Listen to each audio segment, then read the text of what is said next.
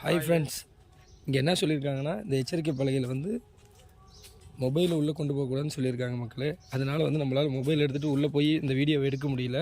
ஆனால் கோயில் காலபைரவர் கோயில் இது நம்ம கஞ்சமலைக்கு அடியிலே இருக்குது.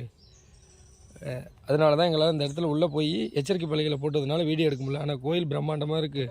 நீங்கள் ஒரு டைம் நேரில் வந்து பாருங்கள். இந்த இடத்துல ஒரு கோயில் இப்படி இருக்குதுன்னு சொல்கிறதுக்கோசரம் தான் இந்த வீடியோவை எடுத்து போடுறோம். வந்து பாருங்கள், அமைதியான இடம், நடு காட்டுக்குள்ளே இருக்குது இந்த இடம். வந்து பாருங்கள்.